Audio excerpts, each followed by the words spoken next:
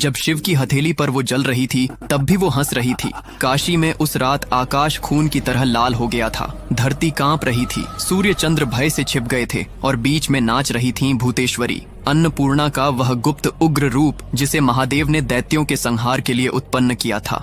लेकिन इस बार उनका नृत्य शत्रुओं के लिए नहीं, पूरी सृष्टि के विरुद्ध उठ चुका था। देवता घबराकर शिव के पास पहुंचे। प्रभु, आपकी ही शक्ति अब सृष्टि को भस्म कर देगी। शिव ने पहला प्रयास किया, माया जाल। भूतेश्वरी हंसी और माया रेत की तरह टूटकर गिर गई। दूसरा प्रयास, पाशुपत ज्योति। वह ज्योति जो ब्रह्मांड की सबसे प्राचीन दिव्य शक्ति है, लेकिन देवी ने उस प्रकाश को अपने चारों ओर घुमा दिया और भी उग्र हो उठी। तीसरा प्रयास, शिव ने अपनी आंखें मूंद दी और उनके भीतर से उठी कालाग्नि रुद्र की ध्वनि। यह ध्वनि ब्रह्मांड की सबसे पुरानी शक्ति है जो असंतुलित ऊर्जा को शांत करती है। लेकिन भूतेश्वरी उस ध्वनि को भी चीर कर नाचती रहीं। तब शिव शांत हुए। उनकी त्रिशूल वाली तीसरी आंख हल्के से खुली और उन्होंने उच्चारित किया गुप्त अद्वैत मंत्र।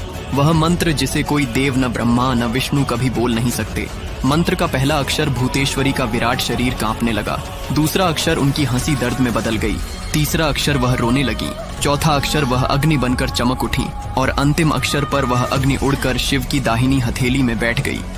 क्यों माता काली ने भगवान शिव के ऊपर अपना ही पैर रख दिया? जानबूझ के रख दिया या फिर गलती से रख दिया? तो आइए इसकी असली कहानी बताता हूँ। प्राचीन काल में राक्षस रक्तबीज नाम का एक राक्षस था। उसको एक विशेष वरदान प्राप्त था। जब उसकी रक्त की बूंद गिरती तो उसके जैसा ही एक नया रक्तबीज जन्म ले लेता था। जब नए रक्तबीज का रक्त गिरता तो उसके भी और नए रक्तबीज जन्म ले लेते थे। ऐसे करके करके हजारों नहीं बल्कि सैकड़ों रक्तबीज हो चुके थे। अब उस राक्षस ने पृथ्वी पर इंसानों को ही नहीं बल्कि देवताओं को भी त्रस्त करके रखा था। अब उसे मारना बहुत ही कठिन हो गया था। तभी माँ दुर्गा ने अपने भयंकर क्रोध से एक शक्ति यानी कि माँ काली का जन्म लिया। जैसे ही माँ काली ने युद्ध शुरू किया तो वही हुआ जिसका सभी देवताओं को डर था और सैकड़ों नए रक्त बीज उत्पन्न हो गए। ये देखकर माँ काली का जो क्रोध था उससे 100 गुना ज्यादा बढ़ गया। अब माँ ने जैसे ही उस राक्षस पर त्रिशूल चलाया तो उसका सिर धड़ से अलग हो गया। तुरंत माँ ने अपनी जीभ को बहुत लंबा किया और रक्त बीज के रक्त को गिरने से पहले ही पी लिया। फिर ऐसे ही सभी रक्त बीज का वध करके उनका रक्त पी